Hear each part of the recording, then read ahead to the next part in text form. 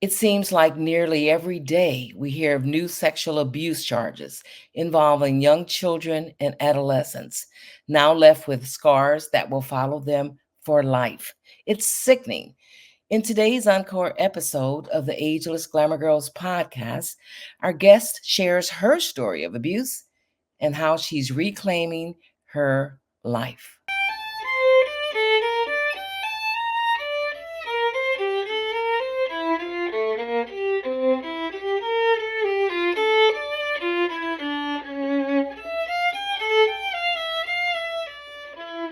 Beautiful sounds born out of the depths of the trials and tribulations of a young girl who endured repeated traumas, mostly sexual abuse that marred her childhood and beyond, but now resilience. Hello, everybody. Welcome to another episode of the Ageless Glamour Girls podcast, where we talk all things aging on this beautiful and sometimes, a lot of times, challenging but liberating ageless aging journey. And besides politics, nothing is off the table for discussion. I'm your host, Marquita Curtis Haynes. I'm the CEO and founder of the lifestyle brand Ageless Glamour Girls, which celebrates, embraces, empowers, motivates, and entertains women age 50 plus. We are so glad that you're here.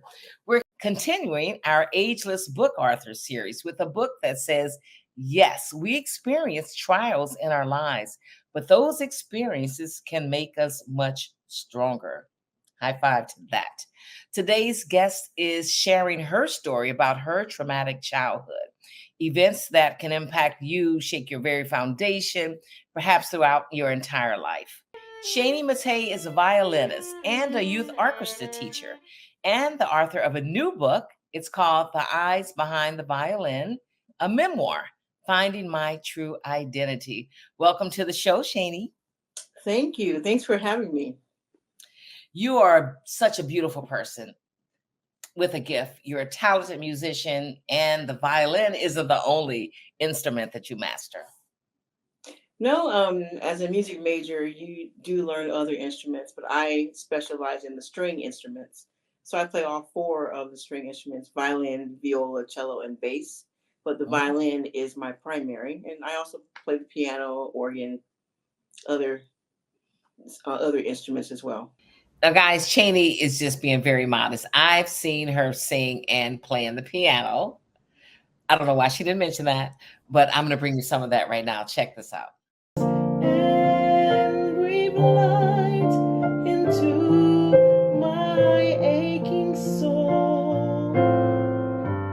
One way, one light, one hope. Only one. That's beautiful, Kyeni. Thank you.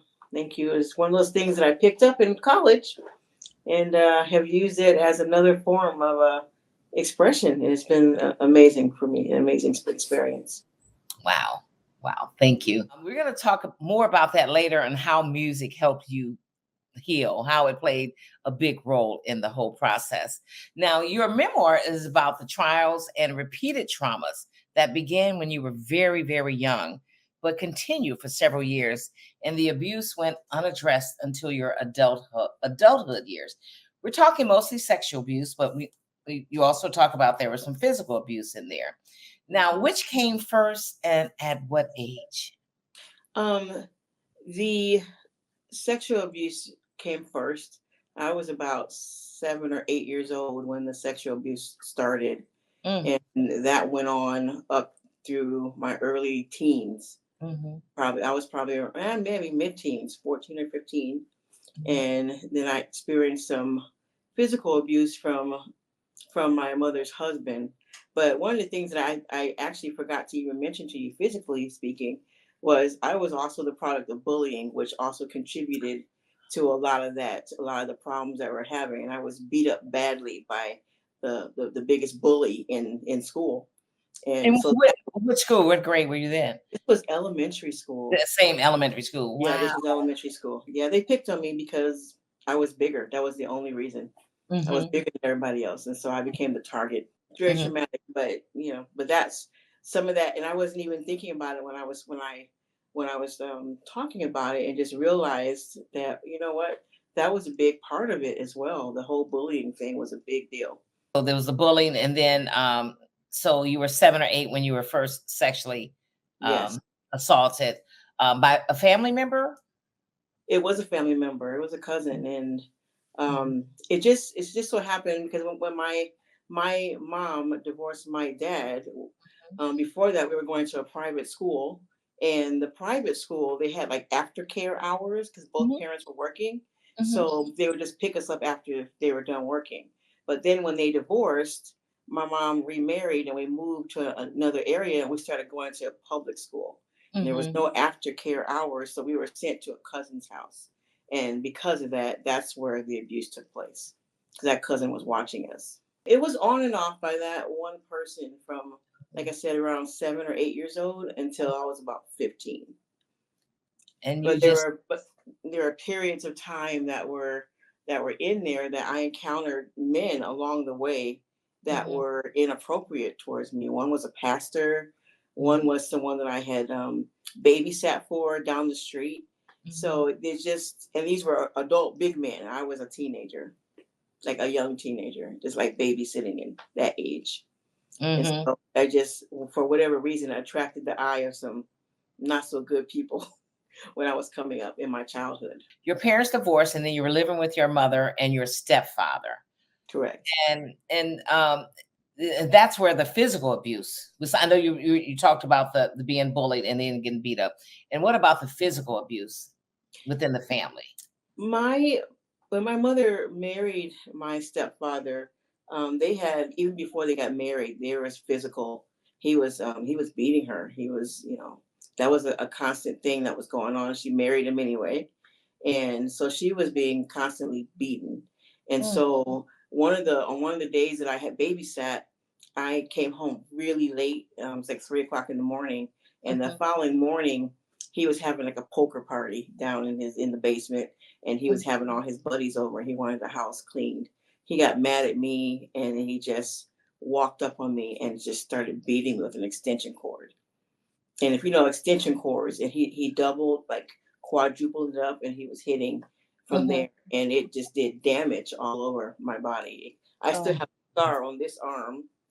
from that beating as a child. The scar remains from there.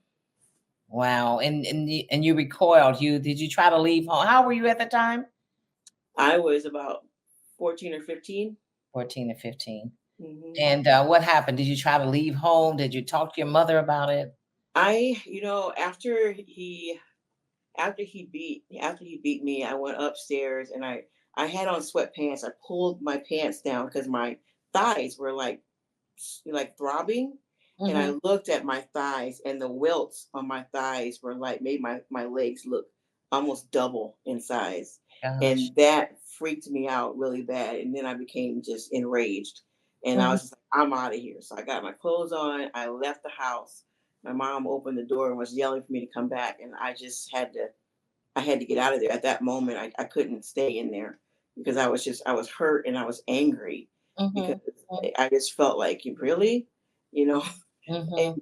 and she could do nothing. She stood up and said, "You can't come in here and start beating her like that." And then he hit Oh. her. He hit her with the extension cord as well. Mhm. So She it was stayed just, with her. Mhm. yeah, Mm. it was terrible, and so, a lot of the trauma that I went through as when I was younger, I used to blame my mom, and I would just get so angry with her. But Mhm. as an adult, I can look back now and see she was dealing with her own set of trauma and her own issues, and she was dealing with it the best way that she could, or that she knew how to do. She just didn't have the ability at that time because she was going through her stuff. She Mhm. couldn't look at me and see what was going on. Right, right. And being a 15-year-old, I would imagine you were really, really angry at your mother for not doing more to protect you or get out of there. Yeah, I was mad. My brother experienced a lot of trauma in that household as well. Mhm. And it's just because we were treated differently. We were not. They had their own little core family now. It Your was your that. step your step siblings. Yes, and Mhm. then it was us. So it was us in this household, and he never really treated us like we were his children. We were Mm, like outsiders in the house, and so that was a very frustrating, very damaging to both of us. mm, mm. And your We mother would, did finally leave, though. huh? Your mother did finally leave Eventually, it took eventually. a lot of extra stuff for her to finally make the decision, and some bad decisions along the way, getting to that point. But eventually, many years later, she finally did. Mhm. And, so are you still angry at your mother, years later? Have you guys worked through that? Talked We about it? have the we have, and I, I'm an adult now, and so I can look at it through a different set of eyeglasses. Mhm, mm, And we talk like literally every day, and sometimes multiple times a day. oh, And that was just, I have to love her and accept that this is what she was going through things and didn't know how to deal with things in a way that I felt was appropriate for me. But right. it's because she was dealing with her own issues and wasn't able to do that. And so I had to forgive my mother. And there are periods you'll see when you read in the book that I said I hated my mother. Mm, At this point, I hated her. There are two right. places in there, and it's just things that had happened that caused me more pain and more trauma. So, Mm, but and I love what her. mhm, I love my mother, mm, and but again, I'm an adult and I can look back with different eyeglasses and see that. But ex as a child, it's hard to deal with right. that when you don't have a frame of reference to go with. Your mother's first husband, your father. My father, yes. Right, when they first got divorced, there was an incident, right? As you saw your mother packing up the car. I think I read something about that in the book. Yeah, this is my dad, and they I guess they had got into arguments. We didn't know that they were even struggling. We just Mm, woke up one day and she was packing the car, and then I said, "Where are we going?" And she said, "I'm leaving your dad." So, and I was standing there like, "What?" And then of course I'm a child, so I said, "Well, I don't want to leave dad." And she said, "Well, stay here then." mm, And those words, I didn't realize until I was an adult, are probably the catalyst to all of the things that I went through. Because when she said that to me, I felt like I needed to choose between her and my dad. Who do I go with? Who do I stay with him? Do I go with her? I chose to go with her. And in my child mind, because I chose to go with her, I ended up getting abused because of that. So mm, therefore, the abuse was my fault because I chose wrong. That's wow, how I saw it as a child, as a child. and Wow. it just stayed in my head the whole time. That negative self-talk is my fault. I caused that. It was my fault that they're getting divorced, because why would they get divorced? I must have done something wrong to make my parents want to get divorced. So I blame myself for that. I blame myself for the abuse because I chose the wrong parents to go live with. So you have this blame, displacement, issue when you look at it, because you put everything on yourself, and that was not the place where it should have been. Tell us about, uh, your entry into the music world, how old you were, how did it happen, and how did it made you feel? Well, I was in elementary school in the fourth grade, and one of the teachers just came through picking up kids, and she called my name. We all walked down to the basement, and then there were instruments everywhere. And she told us that the previous year she had given us a listening test. It was a music test, and I'm like, yeah, I remember that. And she went through now in the fourth grade, and she pulled all the kids that scored in the top 10% of Mhm, all of the third graders. And mhm. then we were invited to take orchestra.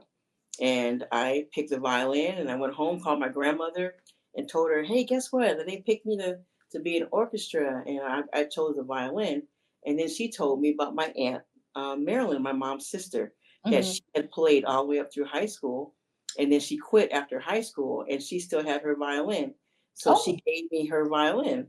mhm, And so I pretty much have always had my own instrument. And I still have that instrument. It's my spare. mhm. And whenever my professional violin is in service, I use that instrument. Oh, nice, nice. And that violin and music in general became your safe place.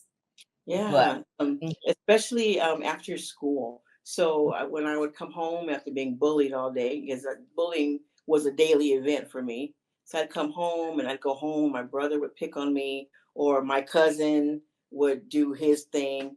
And so music, I would go and play and practice my violin. I just mhm, created my own little music world. And so when mm, I was there in that music world, nothing else mattered. That was the most important thing. My violin, my aunt's the one that my aunt gave me. mhm, His name is Michi, and mhm. me and Michi were best friends. And he was. I could tell Michi everything. I Oh, could express all my feelings, and Michi would understand. I love that name, Michi. Wow. But then there was an incident that interrupted your flow of that music being your safe place. Tell me about the incident where that safe place was violated. Well, this was actually just not too long ago, a few years back. I was in my music class teaching, and one of the students in my fourth grade class threw a tantrum and he assaulted me in the classroom. And he yanked my lanyards and ripped it down and injured my neck, actually. And I didn't realize that there was a problem until after, like, a couple of days after the incident, and I kept having like these uncontrolled bouts of crying, just random crying all the time. And Mm, I was like, what is going on? And so I went to they have a thing you can go to and get free counseling for teachers mhm, and staff members mhm, in the school district. And so I called and they set me up with a counselor, and I started explaining that to her and talking to her about it. And she told me, after I explained the whole incident of the that attack, mhm, she realized immediately that there was something going on inside my head mhm, that needed to be addressed. I don't know how she figured it out, but she knew immediately. And she said, "You got some unresolved issues going on, and mm, we need to let's have some sessions and talk about it."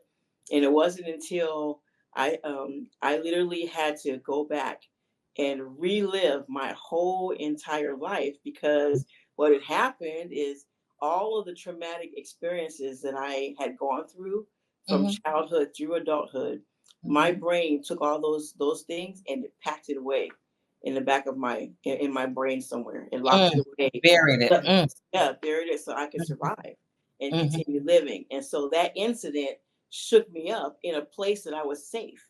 And now I'm no longer safe in that music classroom.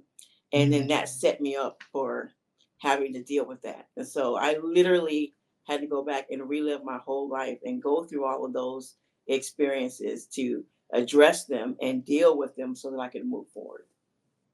Mm, mm. Wow, your safe place. Yeah, you now you start looking at music totally differently. Yeah. Wow. Yeah, Um, through that process, though, um, talking to her after going through all of that, she helped me to realize that music is something that I do, but it's not who I am.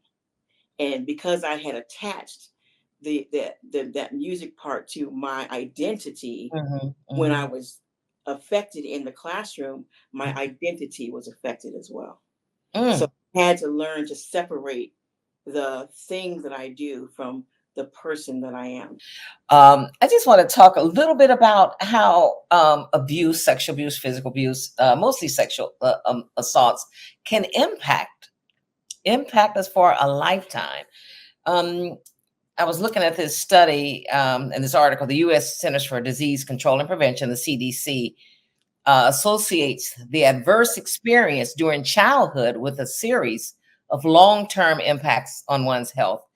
And we're talking about the impact of child abuse on females' health, including physical, mental, and society and social health, I should say. Mhm. So you talk about in the book about your low self-esteem, and there's also a quote. It says you reference underdeveloped sense of self-worth. So tell us about that and how that impacted you with the weight, with your self-esteem, with all of that of who you are. Yeah, it that whole self-esteem thing became shaky for me with the incident with my mom and the stay here then, because that right there, that blame game started there. And Mhm. so I started feeling like I was the cause of all the whatever's going wrong with the world. You know, I'm a bad person because Mhm. of all of this. And so it started there.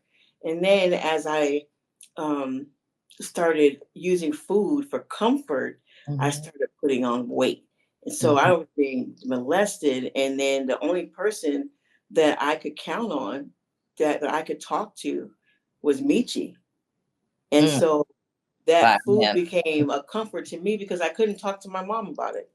And the only person in the world that knew what was going on was my brother, you know, and he was dealing with his own issues with that same cousin as well. Not Oh, sexual, but he but was mean, very mean to him as well. And so he was struggling. And so my whole sense of identity, of worth, all of that, I didn't have any. I hated myself.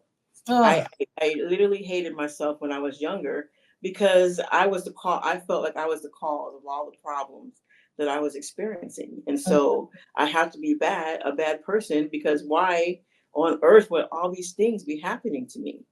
mm, You know.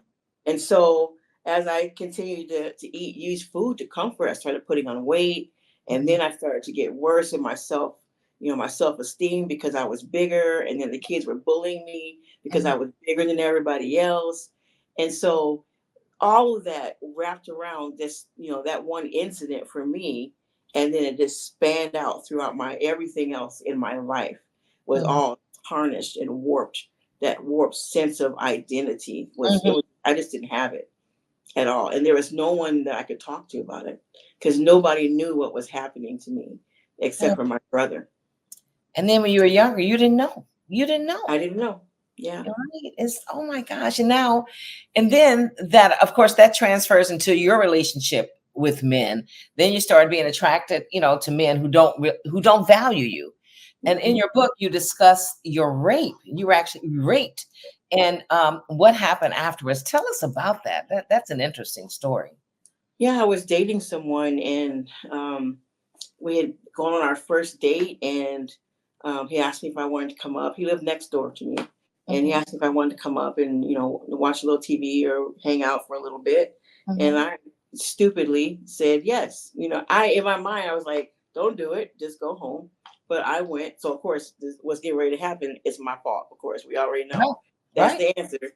And Hmm. so I got up there, and he assaulted me, and I just completely blamed myself Hmm. for the incident. Hmm. And because had I gone with my gut instinct, I would have gone home and I would have been okay. And so eventually I ended up marrying the man that assaulted me. You married your rapist. I married my rapist. Yeah. And how long did that marriage last? 2.5 years. And so what went through your mind is like, okay, he's already assaulted you, but then you're marrying me. Was there then you're marrying him? Was there any um point in the back of your head where you're like, he's already hurt me? What made you go forward with that? I guess is what I'm trying to ask. Well, the reality was needed his he needed his green card. Mm-hmm. So he used me to get his green card. And Mm-hmm. so the day before we were going to get married, we were sitting on our steps, and something told me, "Wait, ask him this question. Why do you want to marry me?" And he said everything that I needed to hear. Because I love you. And me searching for love in all the wrong places, Right, and right. believed him. With a And low self-esteem, right? yeah, Looking for love, that's right? what he said. And I Mhm. went ahead down the next day, and we went and got married. And it, you know, come to find out throughout our whole relationship, he was not faithful to me. And which ended, you know, we ended up getting divorced. And but it was because of me not loving myself at that Mhm. time. And my sister warned me. She warned me that he was not a good guy. But because he was interested in me where other guys weren't, I just didn't listen and just went forward with what he said, and it was not a good thing for me. It almost destroyed me, actually. That Wow. whole little event in that period of time in my adult life. It And you were almost, married. I'm sorry. yeah. Two and a half years, I think it was, right?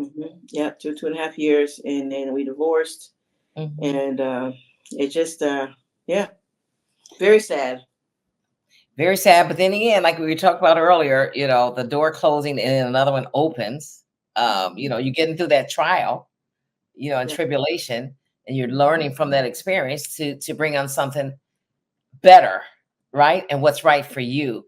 So after that, then you already had your father. He's a good man in your life, right? And so Yeah. talk about your father, and then talk about your current husband. Um, that's another good man in your life, Yeah. who loves and adores you. How did you know he was ready? How did you know that you were ready to move on? And how did you know that he was the one? And also, please tell me about your father, the impact that he had as well. Well, my dad, we didn't have the greatest of relationships when I was young. And Mhm. that was, we were going back and forth, all that kind of thing. And he remarried himself.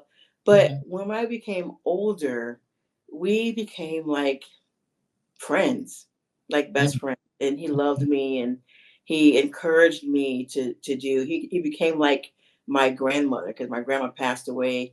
And then he became that cheerleader for me. And he was Mm. actually one of the ones that really encouraged me to write the book. Mm. And it just so happened that he passed away before I did that. And Mhm. so I felt that I needed to do that to honor my dad, to Mm. put it down and to get it out. And he realized when I was going through all the counseling, he's just like, you need to get it out, open up and talk about it, get all these things out. And so through that whole counseling period, Mhm. he was right there encouraging me to open up and share and to release. And Mm. through that, I was able to really heal. And I could talk to my dad about anything. I talked to Mm. him about pretty much everything, even more before I even did with my mom. My Mm. dad was that cheerleader, and I was able to talk to him. And then eventually start talking to my mom about it. But he was the one for that. Wow. And And then before you talk about your husband, there was a college professor, right? mhm, Who yeah, who Mhm. I had several teachers in my life that were very supportive. They were men and very supportive. But my violin teacher at Ball State, Neil Weintraub, Mhm. he was the first person outside of my brother that realized something was wrong. And I would go into these lessons, and then one day he sat down and he said, "I need to ask you a question." He said, "Were you sexually abused when you were younger?" And the deer in the headlights, like, "Whoa, where'd that come from?" And he said, Right. "Let me explain." He said, "Every time I walk close to you, you move away from me." And I never realized I was doing that. It was completely in my head, in my Mhm. mind. I Mhm. didn't know that I was doing that. And we talked about it, and I shared. He was the first like man person that I actually shared that with, and Mm. I appreciated him for letting me do that. I Mhm. was not ready to deal with it at the time, and after we had conversations, it went right back in there. It just boom, gone, and then I just went on with life. But he was the very first person that I actually openly shared what had happened to me with. Wow. And then over the years, and you say you just recently started therapy, right? Yeah, For it was everything. because of that incident, and then I took some therapy, Mhm. and it's like the perfect therapist came my direction. She was a Mm. sister from Chicago, and Mhm. she did not let me get away with blaming myself for anything that I wasn't supposed to. She was like, "Nope, you don't get to take that. Mm-mm, not at all." But I was like, "But I didn't." "Nope, no, ma'am."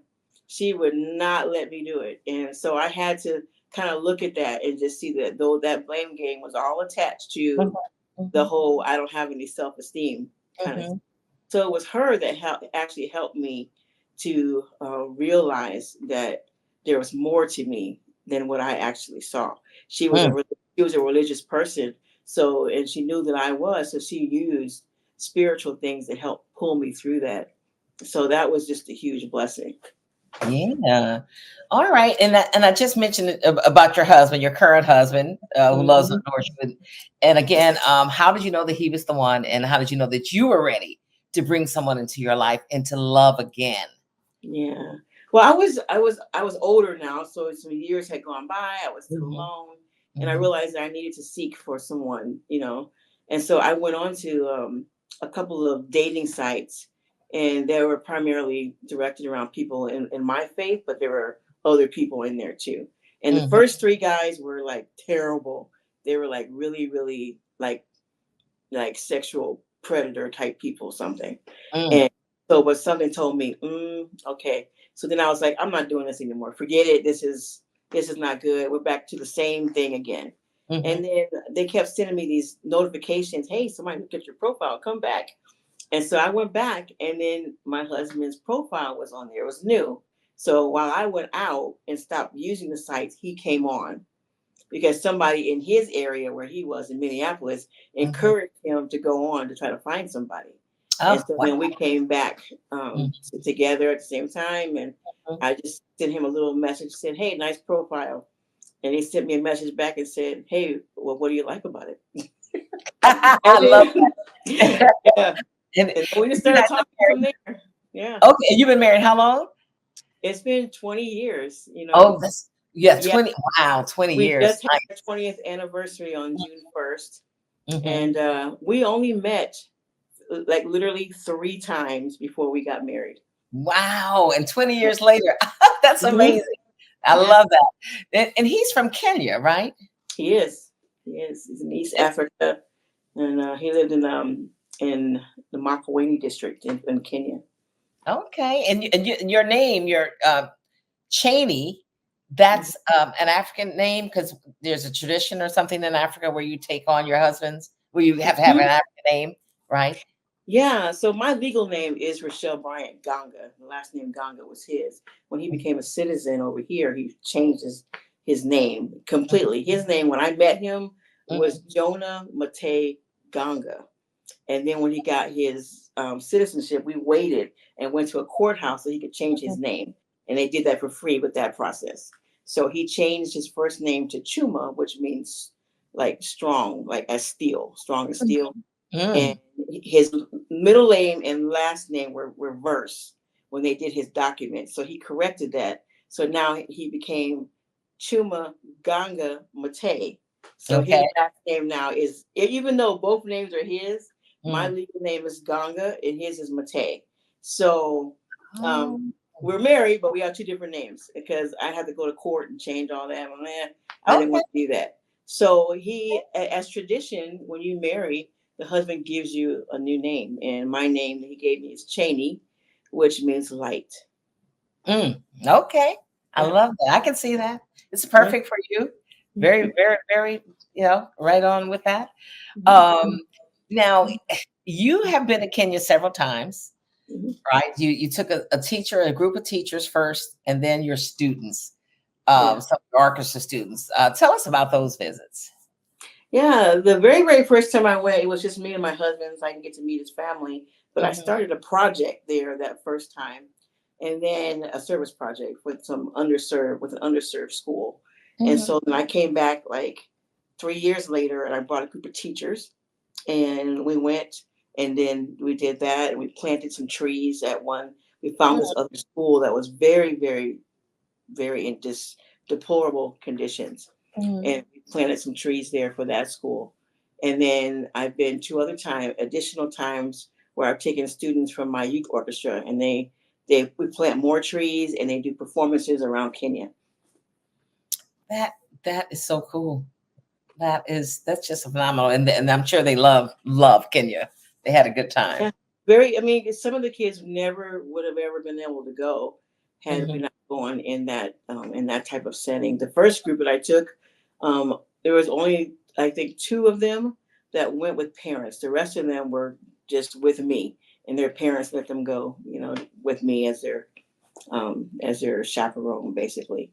And and then we just the last group, everybody came with at least one parent. okay. Yeah, which was Oh, great for us because yeah. the leaders were in a van by ourselves, and the rest of Mhm, them were in other vans with mhm. their parents, and so we didn't have to do any of the parenting or anything like that. So that was pretty cool too. I like that.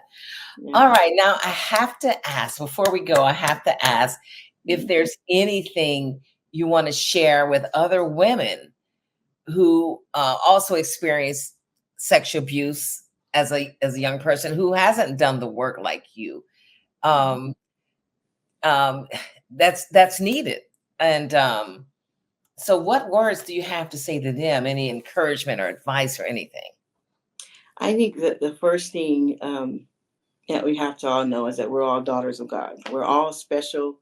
We're all unique in our own way. And one of the things, the first things that those types of experiences do is it takes away your identity. Mhm. You Mm, lose, oftentimes lose that.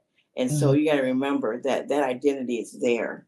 No one can take that from you. You can relinquish it and you can give that away, but no one can take it from you. And, when we attach the trials that we go to, that we go through with that, that can also mess us up as well. And yes, some trials are very hard. They're very hard, but at the same time, when we are able to gain the strength that we need to overcome those trials, we become mhm, better because of it. One of my church leaders said in a talk one time that he said the hottest fire makes the strongest steel. And so part of life is about going through trials and overcoming. And mhm, the strength that we gain is because we've been singed a little bit here and there. mhm.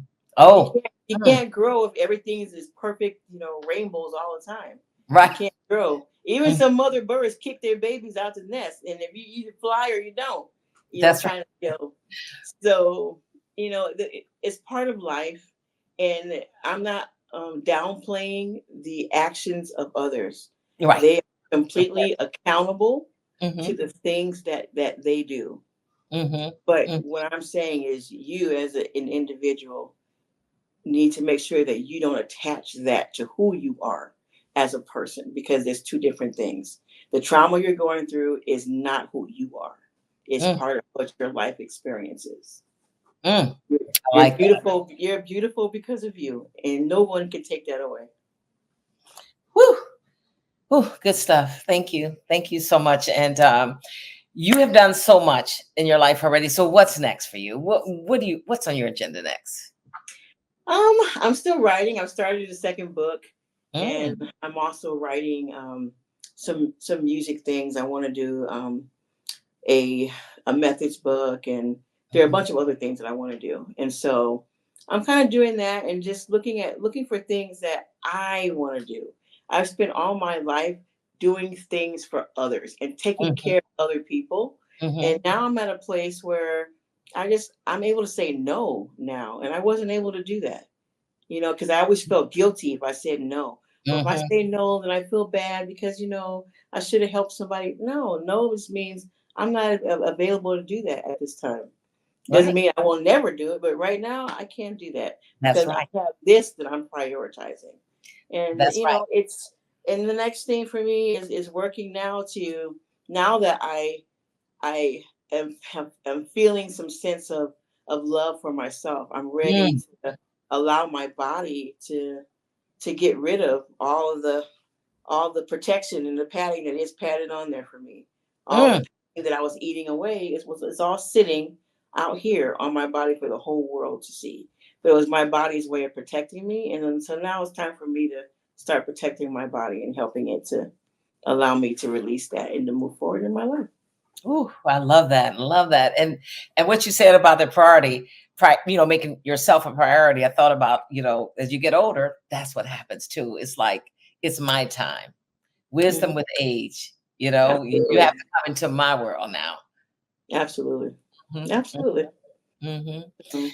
This has been great. Has been so great, Shani. I appreciate you coming on the podcast. We've been chatting, you guys, with Shani Matei, a violinist and youth orchestra teacher, and the author of her new book, The Eyes Behind the Violin, a memoir, Finding My True Identity. Okay, Shani, where can people grab a copy of your book? You can actually purchase it online at any of your online booksellers. Pretty much all the major booksellers, it's there. Books, Barnes and Noble, Amazon, Walmart, Target, any of those places, you can get it online. Okay, perfect, perfect. It's such a good book, guys. Such a good book. You have to pick it up. Seriously, you have to pick it up. And I also want to post your information, where people can contact you, where they can follow you. I'm going to post all that information when I post the podcast, and the information about the podcast. And follow her, guys. Just show her love. And she's a beautiful person inside and out. And I'm just so thankful she came on this show and shared this very relatable subject with us. Thank you so much, Amy. Thank you. All right, you've been listening to the Ageless Glamour Girls podcast, where we talk all things aging on this wonderful, transformative journey. Please don't forget to subscribe to our show. And if you want to join the conversation and be a guest on our show, whether you have a new book or not, email us at info@agelessglamourgirls.com. That's info@agelessglamourgirls.com. And don't forget to check out our private Facebook group called the Ageless Cafe. We're also on Instagram and other social media platforms. And I also want to call this to your attention. Please don't forget to grab a copy of our new book. It's called an anthology, Ageless Glamour Girls Reflections on Aging. Let us know what you think about it. Leave a review at Amazon or wherever on the book's page. And by the way, we're also now collecting names, applications for our second volume. So if you're interested in it's an anthology. I don't know if I said that. It's an anthology. So if you're interested in being a part of our second volume, drop us a line at info@agelessglamourgirls.com. And you can put the subject line volume 2 book or something like that.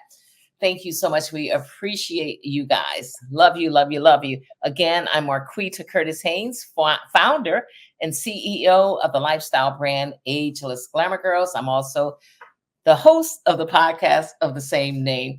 Thank you so much for joining us, everybody. Keep sharing your stories, preferably with us. But yeah, I'm just kidding. You just share your stories. So, as you get older, we all have great stories, and so many stories like this one today that can motivate and inspire others. And we appreciate you continuing to share your stories. Thanks so much for being with us, everybody. Here's to healthy aging and joyful living.